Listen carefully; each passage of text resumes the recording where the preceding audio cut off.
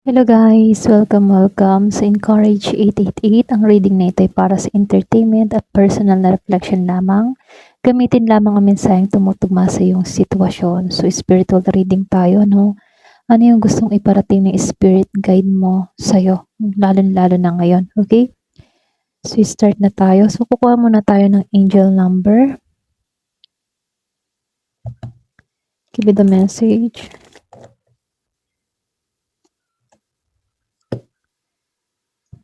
Spirit advice.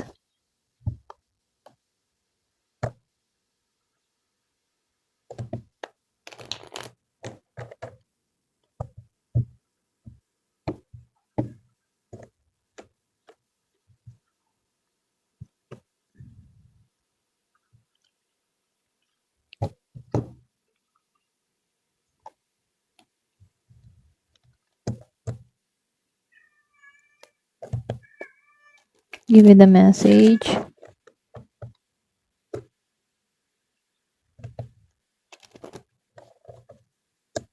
Nakita ko yung 111.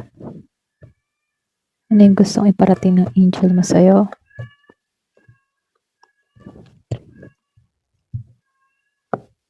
Then dito sa tarot.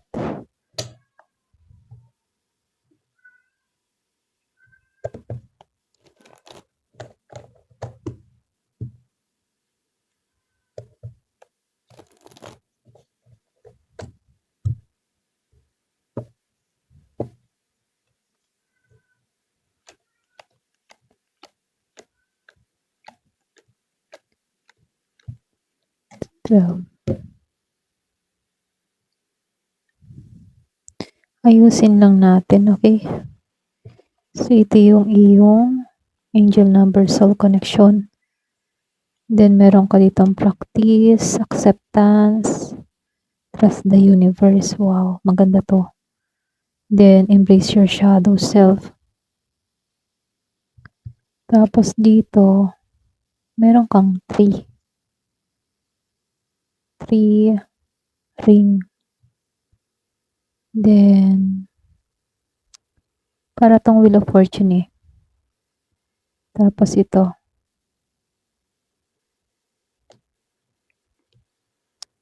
Tapos itong mountain.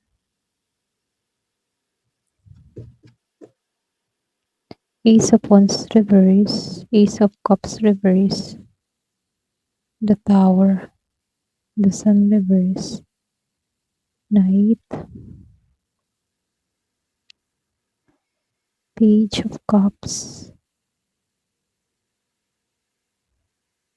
So, dito ko na sa baba ilalabas ha.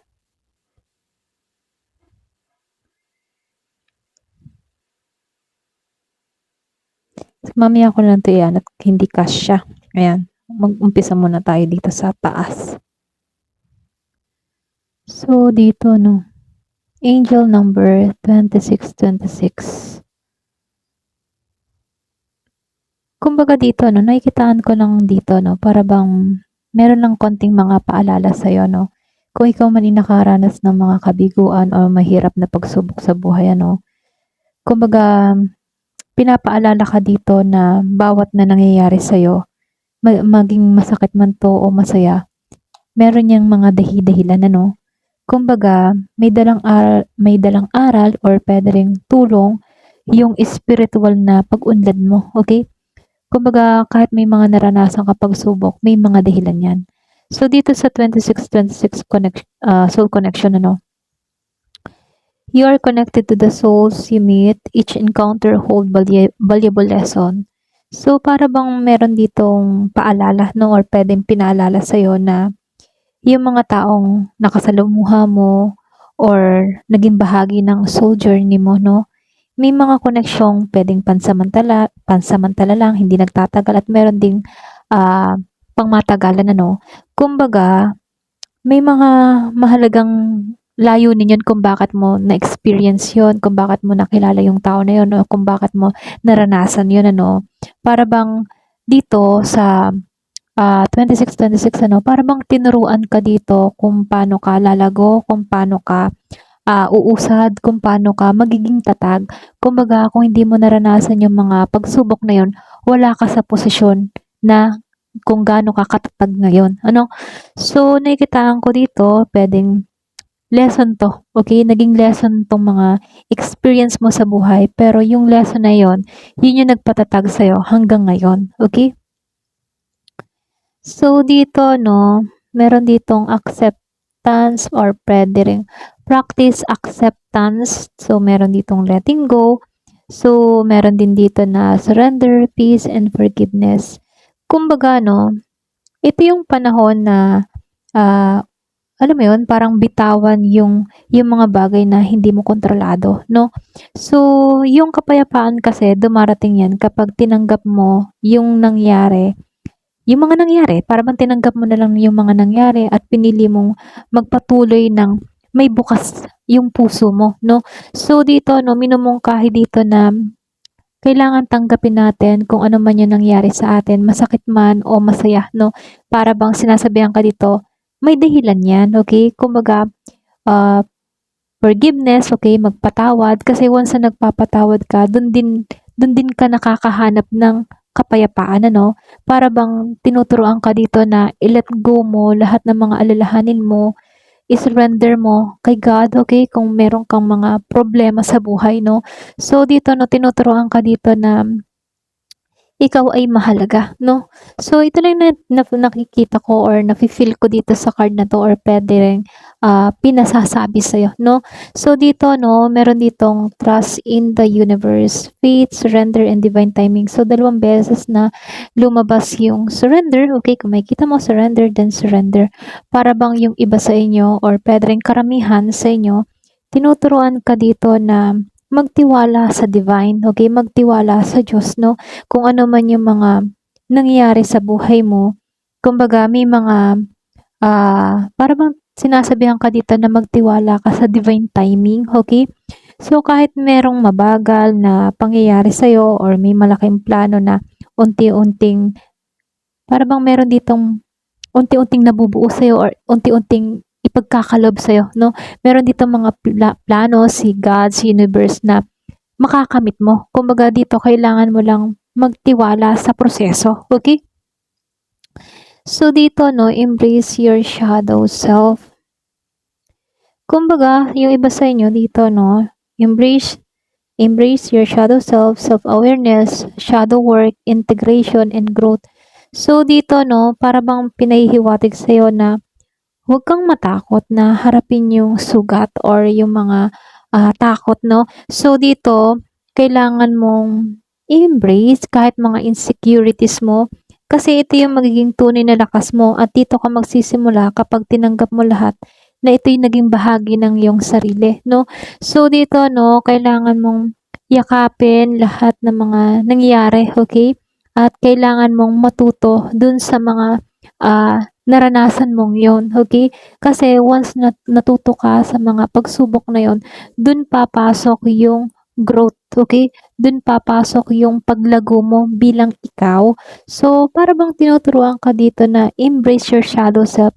Oo, nagkamali ka pero mahalin mo pa rin yung sarili mo, okey? Kasi lahat tayo nagkakamali 'no? So, dito para bang sinasabihan ka dito shadow work, kung ano man yung mga pagkakamali mo, kung ano man yung naranasan mo, i-embrace mo ito at pakawalan mo din 'to. Para bang tinuturuan ka dito na maging aware ka sa mga gagawin mo or sa mga ikikilos mo, okey? So, ito lang yung nakikita ko lang dito 'no. So, dito sa tree, kumbaga simbolo kasi ng puno, 'yan, puno, tree. Then meron akong nakitang rainbow dito, then, ibon, okey. Para bang may message dito, may pinahihiwatig dito, tapos lumabas pa 'tong kabute 'no. Para bang may sumisimbolo dito na puwedeng merong biglaang pagbabago, biglaang mangyayari or puwede ring merong good news kang, ah, makinig or I mean ano, meron kang good news na mabalita. Alam mo 'yun, may mabalita ka dito na marinig na magandang balita, gano'n. So, nakikitaan ko dito, no, para bang meron ditong malaking pag-asa na parating, okay? So, dito, sinasabihan ka dito na magiging matibay iyong pundasyon, ano, kung patuloy kang lumalago at malapit, para bang magtiwala ka lang, ano. So, nakikitaan ko dito, merong bunga lahat ng iyong mga pinaghirapan, no. So, puwedeng iba sa inyo, puwedeng meron kang balita or good news, yung kasasabi ko nga kanina, ano, na marinig dito, okay? So, nafi-feel ko dito magiging matatag yung pundasyon mo, ayan. So, dito, no, merong susi, susi, ay, ring, ayan, pasensya na, no. So, merong ring. Kumbaga sa ring, puwedeng senyales 'to ng commitment kung mahabang panahon kang single, 'no? Or puwede ring mahalagang kasunduan. Iba sa inyo puwedeng soul connection din 'to na maaaring maging makabuluhan sa'yo sa hinaharap, 'no? Yung para bang maging maganda para sa'yo sa hinaharap. Para bang promising siya. Yung hatid ng singsing na 'to, gano'n. Puwedeng iba sa inyo meron ditong parating connection, soul connection. Ito yung ipagkakalob sa'yo kung ito'y hinihiling mo. So will. Nakikitaan ko dito, papasok ka sa bagong cycle. Para bang magbubukasan sa'yo yung panibagong opportunity. Para bang yung dati mong pagsubok, unti-unti nang mapapalitan ng panibagong opportunity, no? Ito lang yung nafe-feel ko dito, no? So, sa dice, kumbaga dito sa dice, ano, hinihikayat ka magkaroon ka ng lakas ng loob, lalo-lalo na sa mga pagsubok, no? Para bang sumubok ka, tumaray ka, try new experience, okay? Para bang may mga biyayang dumarating kapag nagtitiwala ka at kikilos ka, ganon. So, nakikitaan ko dito, para bang itipato bangga okay? Parang susubok ako, susugal ako, tatry ako, ganyan. Pero ganon pa man, ano, huwag kang matakot na sumugal, okay? Ayan, ito na yung nakikita ko. Hindi naman sasugal sa mga laro, ano, para bang, halimbawa, may mga opportunity na dumating sa'yo at hindi ka masyadong kabisado doon sa ganong opportunity, walang masamang sumubok or mag-try, no? So, mountain, nakikita ko dito may mga hamon pa sa unahan kung makikita mo dito. May mga pagsubok pa. Pero ito yung para bang pinipigilan kang makarating sa tuktok. Parang nandito ka pa sa unang yugto, no? So, kung may mga balakid pa, no? Yung mga balakid na nararanasan mo, yun yung magpapalakas ng kalooban mo, okay? Ito yung magpapatatag sa'yo para bang pinaghahanda ka dito. Kasi meron kang malaking tagumpay na makakamit. Pwedeng iba sa inyo, pwedeng may mga pagsubok ka pang kinakaharap ngayon, pero nakikitaan ko dito, malaki yung opportunity naghihintay sa'yo. Kung narito ka pa lang, ano, parang ang layo-layo pa bago makarating sa tuktok. Pero nakikitaan ko dito, may maganda may magandang mangyayari sa'yo, okay? Para bang promising na magtatagumpay ka. Siyempre, kapag may malaking pagsubok sa buhay mo, ibig sabihin, may malaking gantimpalang naghihintay sa'yo. Ganun lang yun, ano? So, dito, Ace of Wands. Lumabas to, Ace of Cups. So, tataas ko lang, ano, para tayo magkasya dito at medyo malingkit ang ating table. Ayan. So, dito, no, marami kasi kang ace naka-reverse dito. Kung titingnan, ano, para bang meron kasing lumalabas na may mga emosyon ka, may mga plano ka, or meron kang sitwasyon na sa kasalukuyan hindi umaagos ng maayos, ano. Kumbaga, hindi ka naman para takutin dito, pero hinihikayat ka dito na magbago ng direksyon kung kinakailangan. So, dito, no, Ace of Wands, reverse, Ace of Cups, reverse. Pwede yung iba sa inyo nakaramdam ka ng pagkawala ng sigla. Pwede nitong mga nagdaang araw. Para ba nawalan ka ng inspirasyon dito? Para bang nakaramdam ka ng emosyonal na pagod, ano? inaanyayahan ka, alagaan mo yung sarili mo bago bago ka para bang hinihikayat ka dito na alagaan mo yung sarili mo kahit may mga pagsubok kang kinakaharap. Kasi may kapalit yan na bago, okay? Bagong opportunity, bagong pag-usad, or bagong kabanata, no? So, nakikitaan ko lang din dito sa The Tower. May malaki kasing pagbabago dito. Pwedeng paggising sa iyong pananaw. Bagamat hindi to comfortable para sa'yo, maaaring ito'y magbibigay daan para mas maging matibay yung pundasyon mo. Okay? So, dito, no, lumabas kasi itong The Sun reverse, then the Knight of Wands reverse, at itong si Page of Cups reverse. Kung tutuusin, lahat sila naka-reverse.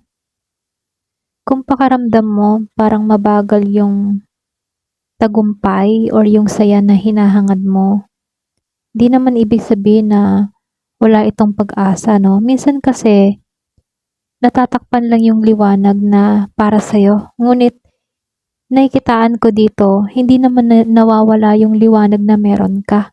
Okay? Pwede nga iba sa'yo nakakaranas ka lang ng mga konting pagsubok. So, nakikitaan ko lang din dito, huwag ka mawala ng lakas ng loob. May panahon para kumilos, ngunit siguraduhin hindi kailangan maging padalos-dalos ka sa mga desisyon mo. Okay? So, Page of Cups reverse. Pakinggan mo lagi yung iyong intuition. Maring may emosyon ka or pwedeng mensaheng kailangan mo ng kilalanin bago ka sumulong, ano? So, Four of Wands reverse. Yung iba sa inyo ha, pansamantala lang naman to. Kung pakaramdam mo pagdating sa iyong tahanan, ano, medyo hindi balanse yung sitwasyon nyo or maging relasyon o pakaramdam mo walang kasiguraduhan, ano. Ito lang yung paalala na unti-unti mong, alam mo yun, buuin yung pundasyon mo. Kumbaga, wag kang mawawala ng pag-asa, okay? Pansamantala lang to kung nakakaranas ka ng pagsubok. Hindi naman to pang matagalan. Kailangan mo lang dito ng tamang balanse, tamang oras, o pwede rin maghawak ng kung paano mo babalansehin yung pera din dito at yung mga responsibilidad mo, no? Kumbaga tinuturoan ka dito na mahalaga talaga yung balanse ang lahat, ganyan. Ito yung pinakamalino kahit meron ka mga negative na kumbaga kung naka-reverse siya, no, may maganda pa rin dito kasi lumabas ang Ace of Pentacles upright. Mayroon ditong bagong opportunity na parating ha, lalo na sa trabaho, negosyo, or financial na aspeto. So, kung handa kang tanggapin ito, parating to. So, dito, no, Knight of Cups reverse, then ito, Ten of Pentacles reverse at Knight of Swords reverse. Mag-ingat ka ha sa mga promises or mga pangakong walang kasiguraduhan. So, meron lang akong nakikitang padalos-dalos na komunikasyon or pwede rin desisyon. So, dito, no, bigyan ng panahon yung sarili mo bago ka gumawa ng mahalagang hakbang. Para bang binibigyan ka dito ng payo. Tingnan mong maigi, okay, bago ka gumawa ng isang malaking aksyon. So, nakikitaan ko lang dito, no, para bang sinasabihan ka dito na magtiwala ka. Huwag hayaang yung pagod o takot ang magdikta sa mga susunod mong hakbang, ano. Magtiwala ka kasi merong bagong opportunity na parating, lalo na kung magiging kang maingat dito at magiging balanse ang iyong pagdedesisyon, ano. Kumbaga, no, tanggapin yung mga pagbabago na dumarating kahit mahirap. Ito lang yung mensahe. So, yung iba sa inyo, tapusin mo rin yung mga bagay na hindi nagiging mabuti para sa iyong paglago. Okay? Ito yung pinakamensahe sa'yo, no? Kahit mga Kahit nakakaranas ka ng mga pagsubok, merong parating na pagbabago sa'yo. May mga kapalit yung paghihirap na nararanasan mo. So, trust lang sa universe, trust sa divine timing, have faith, okay? Trust God, yun lang. Yun yung number one, trust God kung may mga pagsubok kang kinakaharap. Ayun lang, ayun. Hanggang dito na lamang po. Thank you for watching. Love and peace.